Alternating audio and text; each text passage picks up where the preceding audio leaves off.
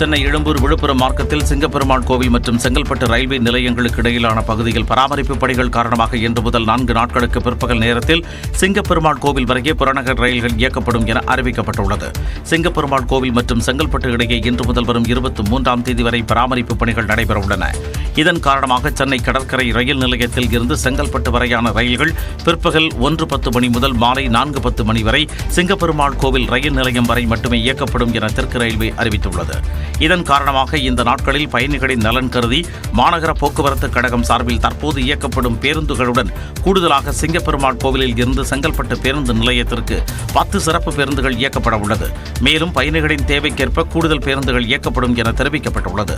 சிங்கப்பெருமாள் கோவில் பேருந்து நிறுத்தம் மற்றும் செங்கல்பட்டு பேருந்து நிலையத்தில் அலுவலர்களை நியமித்து சிறப்பு பேருந்துகள் இயக்கத்தினை கண்காணிக்கவும் நடவடிக்கை எடுக்கப்பட்டுள்ளது என தெரிவித்துக் கொள்ளப்படுகிறது. கட்சிக்குள் ஒற்றுமை இல்லாவிட்டால் 2026 தேர்தலிலும் அதிமுக எதிர்க்கட்சியாகத்தான் இருக்க நேரிடும் என்று திருச்சி கள ஆய்வு கூட்டத்தில் முன்னாள் அமைச்சர் தங்கமணி காட்டமாக விமர்சித்தார்.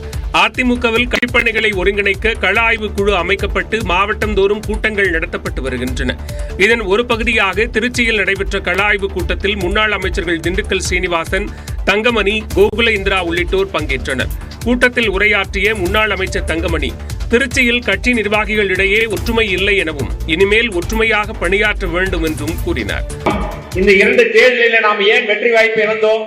நமக்குள் கருத்து வேறுபாடுகள் இருக்கின்ற காரணத்தினால், யார் ஒருவருக்கு வாய்ப்பு கிடைத்தாலும் மற்றவர்கள் எல்லாம் அதை ஏற்றுக்கொள்ள மறுக்கின்ற காரணத்தினாலே தானே நம்ம இந்த வெற்றி வாய்ப்பு இழந்து விட்டோம்.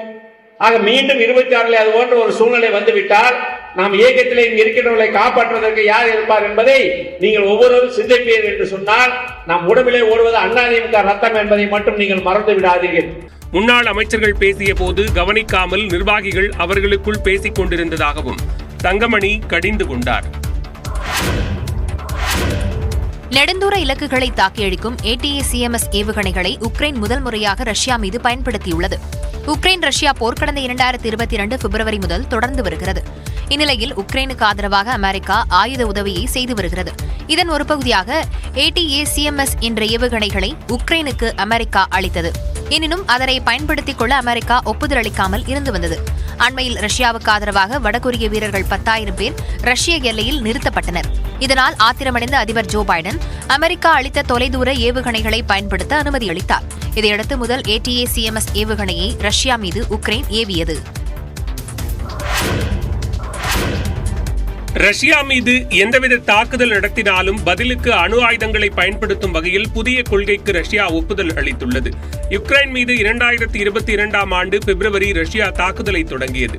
ரஷ்யா மீது உக்ரைனும் அவ்வப்போது ட்ரோன் தாக்குதல் நடத்தி வருகிறது.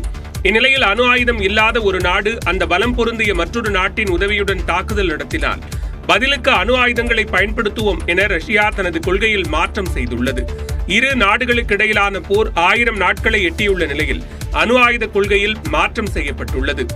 ரஷ்ய அதிபர் புட்டின் கையெழுத்திட்டுள்ள கொள்கையின்படி ட்ரோன் தாக்குதல் நடத்தினாலும் ரஷ்யா பதிலுக்கு அணு ஆயுத தாக்குதல் நடத்தும் என்று கூறப்பட்டுள்ளது. அமெரிக்கா அளித்த சக்தி வாய்ந்த தொலைதூர ஏவுகணைகளை பயன்படுத்த அந்நாட்டு அதிபர் பைடன் யுக்ரைனுக்கு ஒப்புதல் அளித்துள்ள நிலையில் ரஷ்யா பதிலுக்கு தனது அணு ஆயுத கொள்கையை மாற்றியுள்ளது.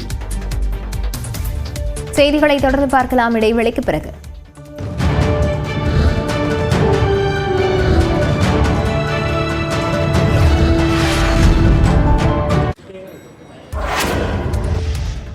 (2026) சட்டமன்ற தேர்தலில் வெற்றி பெற்றால் தான் ஷோக்காக செல்ல முடியும் என்று அதிமுக முன்னாள் அமைச்சர் KP முனுசாமி பேசினார். அரியலூர் மாவட்ட அதிமுக அலுவலகத்தில் அக்கட்சியின் கள ஆய்வு கூட்டம் மாவட்ட செயலாளர் தாமரை ராஜேந்திரன் தலைமையில் நடைபெற்றது. இக்கூட்டத்தில் அதிமுக துணை பொதுச் செயலாளரும் முன்னாள் அமைச்சருமான KP முனுசாமி கலந்து கொண்டு பேசினார். அப்போது 2026ஆம் ஆண்டு சட்டமன்ற தேர்தல் நமக்கு வாழ்வா சாவா தேர்தல் என்று குறிப்பிட்டார். சிந்தனை பிரிஞ்சு போகுது. ஓட்டர்ஸ் நினைக்கிறோம் ஒரே கட்சி 2 கட்சி மாதிரி 4 கட்சிக்கு வந்துருது. 4 கட்சிக்கு வரும்போது நாம் உஷாரா இல்லைன்னா இதை வெற்றியாய் படுத்தோம்னா அந்த உதிரி கட்சிகள் மேல் வரதுக்கு வாய்ப்பு வரும். நாம வெற்றியாய் படுத்தா திமுக வெற்றியாய் படுத்தா. 2026ஆம் ஆண்டு தேர்தலில் அதிமுக தோல்வியடைந்தால் அரசியல் களம் மாறி சிறிய கட்சிகள் மேலே வரும் நிலை ஏற்படும் எனவும் KP முனுசாமி பேசினார். கட்சிக்குள் ஒற்றுமை இல்லாவிட்டால் 2026 தேர்தலிலும் அதிமுக எதிர்க்கட்சியாகத்தான் இருக்க நேரிடும் என்று திருச்சி கள ஆய்வு கூட்டத்தில் முன்னாள் அமைச்சர் தங்கமணி காட்டமாக விமர்சித்தார். அதிமுகவில் கட்சிப் பணிகளை ஒருங்கிணைக்க கள ஆய்வு குழு அமைக்கப்பட்டு மாவட்டந்தோறும் கூட்டங்கள் நடத்தப்பட்டு வருகின்றன. இதன் ஒரு பகுதியாக திருச்சியில் நடைபெற்ற கள ஆய்வு கூட்டத்தில் முன்னாள் அமைச்சர்கள் திண்டுக்கல் சீனிவாசன், தங்கமணி, கோகுல இந்திரா உள்ளிட்டோர் பங்கேற்றனர்.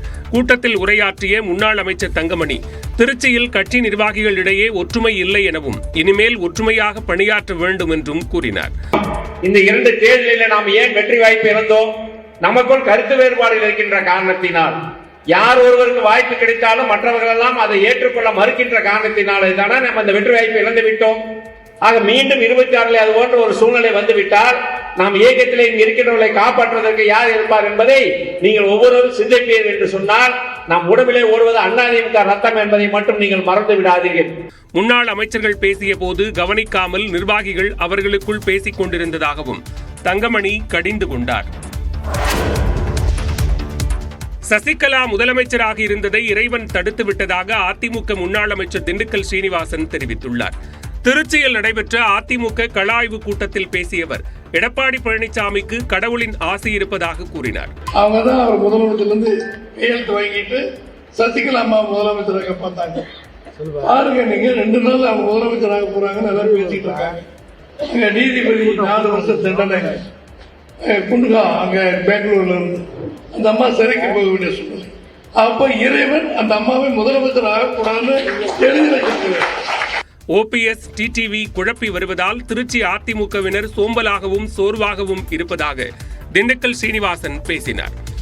ஆக ஒரு நல்ல முதலமைச்சர் என்று பெயர் எடுத்தனால்தான் குக்கிராமத்திலிருந்து பெரிய மாநகராட்சி வரை அத்தனையுமே எடப்பாடியார் புகழ் பெருகி இருக்கிறது தவிர சாதாரணம் அல்ல.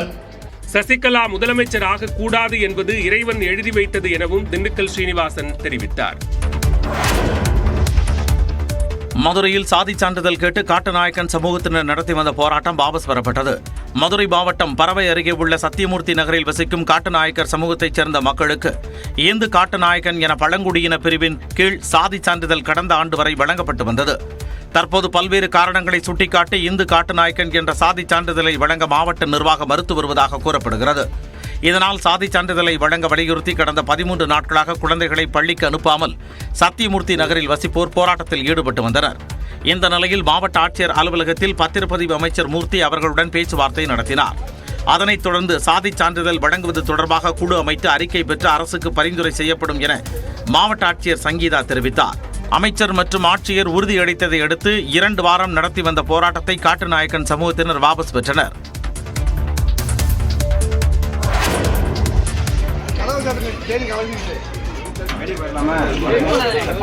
திண்டுக்கல் அழகாபுரி அணை திறப்பு விழாவில் தேனீக்கள் துரத்தியதால் அதிகாரிகள் பொதுமக்கள் அலறி அடித்து ஓட்டம் பிடித்தனர். 27 அடி கொண்ட அழகாபுரி குடகனார் அணையின் நீர் இருப்பு தற்பொழுது 120 TMC-ஆக உள்ளது. அணையில் நீர் மறுகால் பாயும் தருணத்தில் உள்ளதால் அணை திறக்கப்பட்டது. இதற்காக வேடச்சந்தூர் சட்டமன்ற உறுப்பினர் காந்திராஜன், வருவாய் மற்றும் பொதுப்பணித்துறை அதிகாரிகள், பொதுமக்கள் உள்ளிட்டோர் சிறப்பு பூஜை செய்து மலர் தூவி அணையை திறந்து வைத்தனர். அப்போது அணையில் கூடு கட்டியிருந்த தேனீக்கள் கூட்டம் கூட்டமாக பறந்து அங்கு குழுமி இருந்தவர்களை கொட்டியது. இதனால் அதிகாரிகள் பொதுமக்கள் அலறி அடித்து ஓட்டம் பிடித்தனர். யாரும் எதிர்பார்த்திடாத நேரத்தில் தேனீக்கள் கொட்டியதால் அந்த பகுதி முழுவதும் பதற்றமான சூழல் நிலவியது. சென்னை அருகே திருவேற்காட்டில் ஆக்கிரமிப்பு வீடுகளை அகற்ற நோட்டீஸ் அடித்ததால் ஒருவர் தற்கொலை செய்து கொண்டதாக கூறப்படும் நிலையில் சாலை மறியலில் ஈடுபட்ட அப்பகுதி மக்கள் கைது செய்யப்பட்டனர். திருவேற்காடு நகராட்சிக்கு உட்பட்ட கோலடி ஏரியில் ஆக்கிரமிப்பு செய்து ஏராளமான வீடுகள் மற்றும் கட்டுமானங்கள் கட்டப்பட்டுள்ளதாக கூறப்படுகிறது. இந்த ஏரி பகுதியில் புதிய ஆக்கிரமிப்புகள் ஏற்படாமல் தடுக்கவும் ஏற்கனவே ஆக்கிரமித்தவர்களை வெளியேற்றவும் நடவடிக்கை எடுக்கும் வகையில் 1263 வீடுகளை அகற்ற நோட்டீஸ் வழங்கப்பட்டது. இதனால் ஏற்பட்ட மன உளைச்சல் காரணமாக 2 நாட்களுக்கு முன்பு சங்கர் என்பவர் தனது வீட்டில் தூக்கிட்டு தற்கொலை செய்து கொண்டதாக கூறப்படுகிறது. இதனை கண்டித்த அப்பகுதி மக்கள் 200க்கும் மேற்பட்டோர் திருவேற்காடு கோலடி சாலையில் அமர்ந்து மறியலில் ஈடுபட்டனர். தொடர்ந்து மறியலில் ஈடுபட்டவர்களை காவல்துறையினர் வலுக்கட்டாயமாக வேனில் ஏற்றி கைது செய்தனர். அப்போது பெண்கள் சிலர் மயக்கமடைந்ததால் பரபரப்பு ஏற்பட்டது. நான் இது மாதிரி பல வீடுகள் இடிக்கிற போராட்டத்தில் பங்கேற்ற ஒருத்தன். அதனால தைரியமா இருங்க. நீங்க அழுது கதறி இந்த வீடு இடிப்பை தடுக்க முடியாது. உங்களுக்கு யாருமே இல்லைன்னு நீங்க நினைக்காதீங்க. நான் இருக்கேன். எனக்கு பின்னாடி பல லட்சக்கணக்கான மக்கள் உங்க பின்னாடி நிற்போம். நம்மளை மீறி தான் இந்த வீடை இடிக்கணும். நீங்க தைரியமா இருங்க, நான் இருக்கிறேன் என்று கோலடி மக்கள் போராட்டத்திற்கு நாம் தமிழர் ஒருங்கிணைப்பாளர் சீமான் ஆதரவளித்த காட்சிகளே இவை. கோலடி செந்தமிழ் நகர் பகுதியில் ஆக்கிரமிப்பு என்று கூறி வீடுகளை இடிக்க அதிகாரிகள் நோட்டீஸ் வழங்கியதால் மன உளைச்சலில் சங்கர் என்பவர் தற்கொலை செய்து கொண்டதாக கூறப்படுகிறது. இந்நிலையில் சங்கரின் குடும்பத்தாரை சீமான் சந்தித்து ஆறுதல் கூறினார்.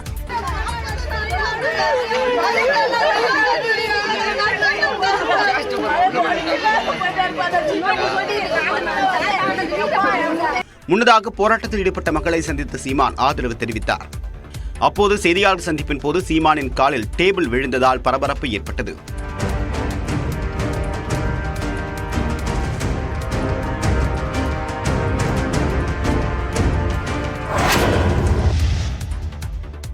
திருச்செந்தூர் சுப்பிரமணிய சுவாமி கோவிலில் யானை தெய்வானையை புத்துணர்வு முகாமிற்கு அனுப்புவதற்கு கோயில் நிர்வாகம் முடிவு செய்துள்ளதாக தகவல் வெளியாகியுள்ளது. திருச்செந்தூர் முருகன் கோவிலில் பராமரிக்கப்பட்டு வரும் யானை தெய்வானை பாகனையும் செல்ஃபி எடுத்த உறவினரையும் தாக்கிக் கொன்றது.